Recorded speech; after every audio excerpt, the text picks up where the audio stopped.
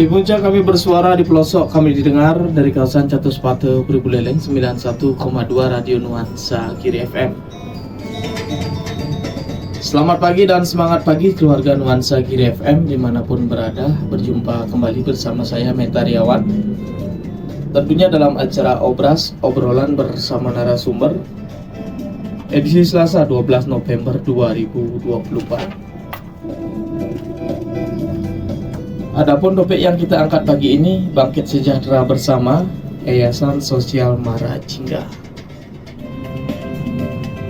Tentu pagi ini saya tidak sendiri, saya ditemani narasumber dari Yayasan Mara Jingga Bangkit Sejahtera, ada Pak Joni Sukadana. Selamat pagi Pak Joni. Oke, selamat pagi. Assalamualaikum warahmatullahi wabarakatuh. Ya. Salam sejahtera bagi kita semua. Om Swastiastu, Namo Buddhaya, dan salam kebajikan. Ya. Keluarga Nuansa Giri FM, seperti yang kita ketahui bahwasanya permasalahan sosial merupakan tanggung jawab kita bersama. Tidak bisa bertumpu pada pemerintah saja terkait mencarikan solusi terkait hal ini, namun juga masyarakat perlu bergerak. Salah satunya lewat yayasan ataupun komunitas sosial. Di Buleleng ada salah satu komunitas yang bergerak di bidang sosial, salah satunya yaitu Yayasan Mara Jingga Sejahtera. Nah, seperti apa ataupun dasar dari terbentuknya yayasan ini, dipersilakan Pak Joni untuk menyampaikan. Baiklah, para pemirsa sekalian, yayasan ini terbentuk dari keluarga besar. Keluarga besar kami di Banjar Tegal di Gang 12, yaitu keluarga besar Mara, Wayah Mara dan Wayah Jingga. Jadi kan Mara Jingga digabungkan ini Pak. Digabungkan namanya ya. Jadi kami belum lama, kami pulang dari, saya kebetulan ada tinggal di Bogor, merantau dari tahun 76 di Bogor dan bertugas di Kementerian Lingkungan Hidup dan Kehutanan, pensiun tahun 2018. Nah, pada waktu penampan galungan itu kami pulang, kami berbincang-bincang dengan keluarga besar di Banjar Tegal, dan salah satunya ada saudara dinas yang bekerja di dinas sosial. Nah, di situ memberikan informasi tentang keadaan Buleleng, gitu, kemiskinan yang ada di Buleleng. Nah, kebetulan kami juga jalan-jalan, diajak jalan keliling desa-desa, melihat langsung bagaimana masyarakat itu ya memang sangat miris sekali. Di situ langsung kami tergerak untuk membuat yayasan yang semoga bisa membantu, karena yayasan ini adalah suatu komunitas sosial yang harus legal ya. Kita harus legal semua itu supaya mudah bergerak, bisa menerima bantuan yang tidak mengikat, dana-dana CSR dari pusat. Nah, itulah kita tidak lanjuti dengan membuat izin di Banyuasri ya, di daerah Banyuasri itu. Saya juga sangat salut dengan pemerintah Kabupaten Buleleng memberikan kemudahan sistem yang otomatis cepat sekali itu, makanya bergeraknya sangat leluasa ya. Sistem yang memuat izinnya dan rekomendasi dari dinas sosial. Setelah kita mengantungi itu, kita rapat bersama keluarga. Kita ada bantuan dari keluarga, langsung bergerak. Ya, langsung bergerak. Itulah sampai sekarang ini kita udah legal di segala aturan, siap bergerak untuk sasarannya warga miskin tidak layak patut dibantu. Ya, alasannya Pak bergerak di bidang sosial karena kalau lihat saat ini adalah yang dibutuhkan adalah masalah pemenuhan kebutuhan pendapatan Pak. Kenapa di sosial Pak? Nah, itu salah satu yang seperti saya ucapkan tadi ya. Itu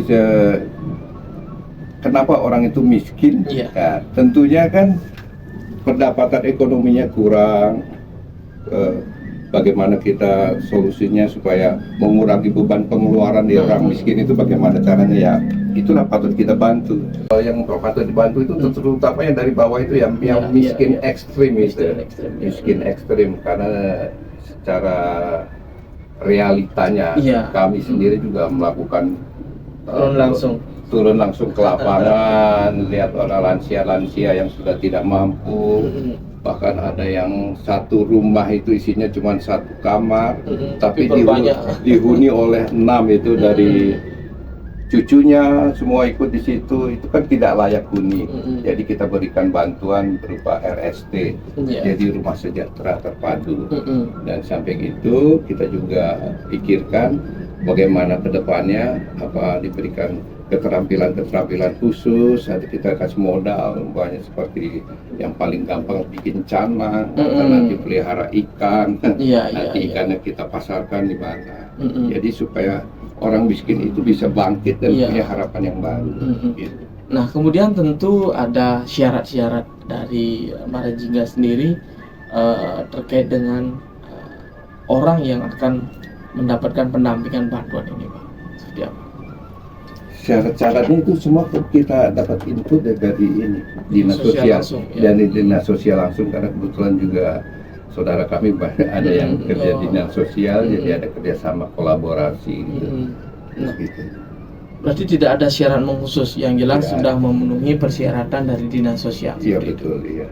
Karena kita bergerak di bidang sosial ya, kita nggak banyak pikir, istilahnya kemiskinan harus segera dibantu. Gitu. Nah, kemudian terkait dengan tentu dalam operasional harus ada sumber dana, Pak. Nah, sumber dana dalam yayasan bergerak seperti apa?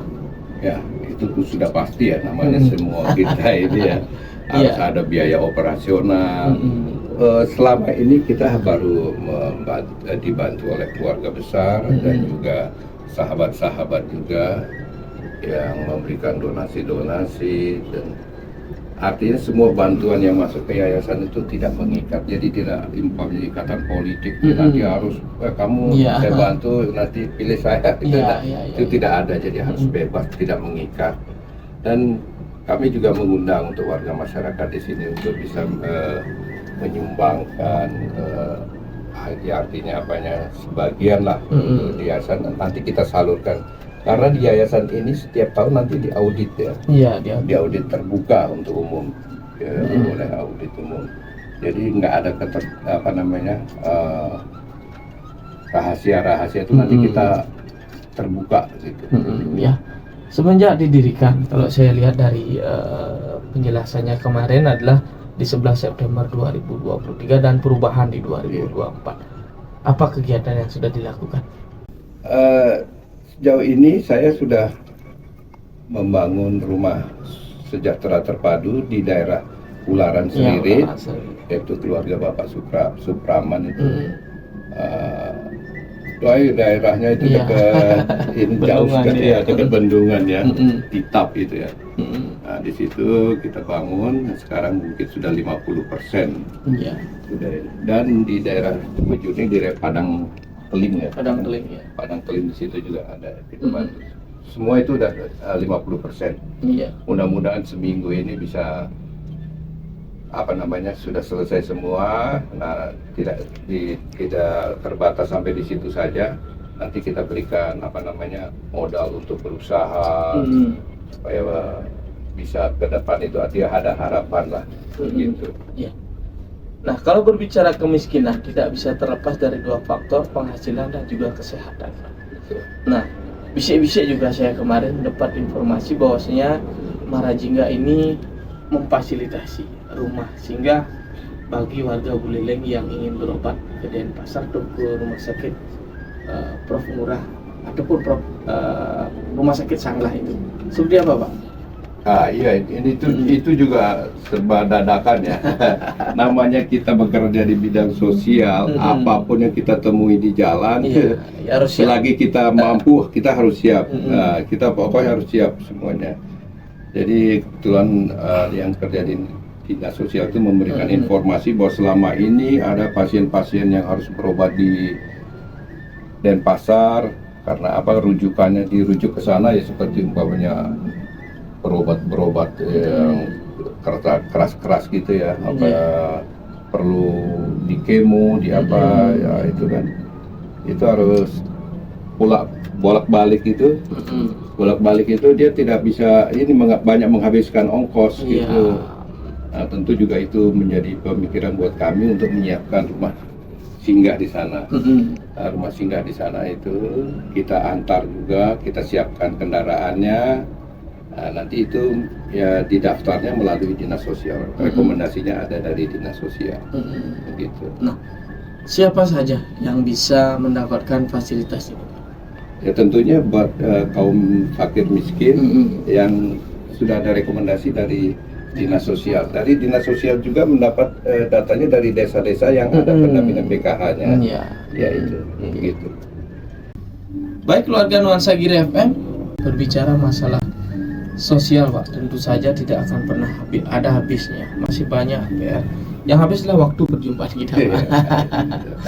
Mungkin sebagai closing statementnya, harapan ke depan, Pak, baik untuk perkembangan yayasan dan juga kemiskinan di Buleleng, seperti apa nanti ke depan harapannya? Ya, harapan kita itu partisipasi dari masyarakat. Marilah kita membangun, kita menabung untuk di langit. Menyumbang tidak akan membuat kita miskin. Ya, satu yang bermakna, menyumbang tidak akan membuat kita miskin. Baik, keluarga Nuansa Giri FM, demikian tadi perbincangan kita bersama Yayasan Marajingga Bangkit Sejahtera. Tentunya terima kasih saya ucapkan kepada narasumber yang sudah berkenan pagi ini mengedukasi keluarga Nuansa Giri FM terkait dengan topik kita pagi ini.